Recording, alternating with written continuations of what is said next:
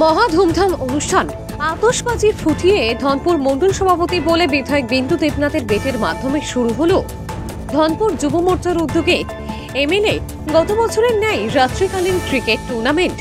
উদ্বোধনী ক্রিকেট টুর্নামেন্টকে কেন্দ্র করেছিল চোখে পড়ার মতন সাংস্কৃতিক অনুষ্ঠান। ধনপুর যুব মোর্চার মণ্ডল সভাপতি গৌতম ঘোষের নেতৃত্বে তেলকাজলা জিবি স্কুল মাঠে অনুষ্ঠিত হলো MLA cricket tournament.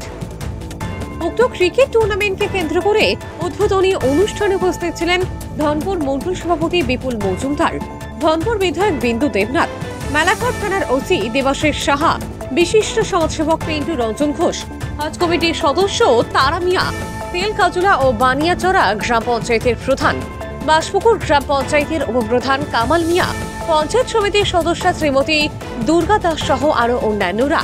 MLA cricket টুর্নামেন্টের উদ্বোধনী অনুষ্ঠানে বক্তব্য রাখতে গিয়ে ধনপুর যুব মোর্চার ধনপুর মণ্ডল সভাপতি গৌতম ঘোষ বলেন, খেলা হার জিত থাকবে, সেটা কোনো মুখ্য বিষয় নয়। আপনার খেলা অংশগ্রহণ করবেন, অন্যদেরকে উৎসাহিত করবেন, অংশগ্রহণ করবেন, সেখানে প্রত্যেকটা টিম অংশগ্রহণ করবেন, হার জিত থাকবে সেটা কোনো কথা নয়।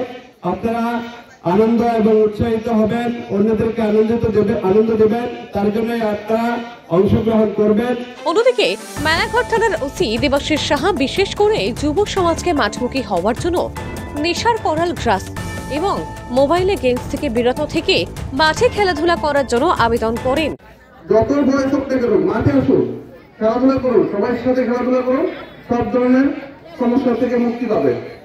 তাছাড়া যার নামে এই ক্রিকেট খেলার আসর ছাড়া হয়েছে, অর্থাৎ এমএলএ বিন্দু দেবনাথ বলেন, রাজ্য সরকার এবং যুব মোর্চার সদস্যরা নেশামুক্ত সমাজ গড়ে তোলার জন্য অক্লান্ত পরিশ্রম করে যাচ্ছে।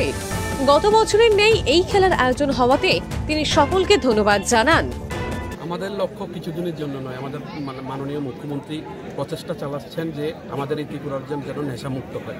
সেই লক্ষ্যে আমাদের যুব সমাজ সেই কাজ করছে। আমাদের এই সংগঠনে যারা আছে প্রত্যেকে দিনরাত পরিশ্রম করে যাচ্ছেন এবং আমি তেলগাছদার যে অভিনব উদ্যোগ যে গত বছর ওনারা করেছিলেন, এই বছরও করেছে। আমি যখন কথা বলছিলাম তখনও বলেছিলাম যে আমাদের গত ধরেন 7-8 বছর আগেও আমাদের এই সব ধরনের খেলা শহরমুখী ছিল। আজকের দিনে আমরা গ্রামেও যেখানে প্রত্যন্ত গ্রাম রয়েছে সেখানেও আমরা এই খেলাধুলার আয়োজন করছি এবং মানুষ একদম মায়েরা বোনেরা প্রত্যেকে খেলার মাঠে আসছে। ছেলে মেয়ে এখানে ভেদাভেদ নেই। আপনারা দেখবেন এখানে দর্শকরাও মেয়েরা রয়েছেন। হয়তোবা আমাদের সেই পরিকাঠামো নেই যে আমাদের মেয়েরা এখানে মাঠে খেলা করতে পারবে। এখনও তারা আমাদের গার্ডিয়ান লেভেল যারা রয়েছেন, অভিভাবক যারা রয়েছেন, তারা এখনও তাদেরকে সেই শিক্ষা দিতে পারেননি যে তারাও খেলাধুলায় সক্রিয়ভাবে অংশগ্রহণ করতে পারে। কিন্তু আমাদের সরকার প্রচেষ্টা চালিয়ে যাচ্ছেন, আগামী দিনে সেই লক্ষ্যে পৌঁছবো এবং আমরা এই ত্রিপুরা রাজ্যকে একটা নেশামুক্ত ত্রিপুরা গড়ব, তাই সেই লক্ষ্যে আমরা কাজ করছি।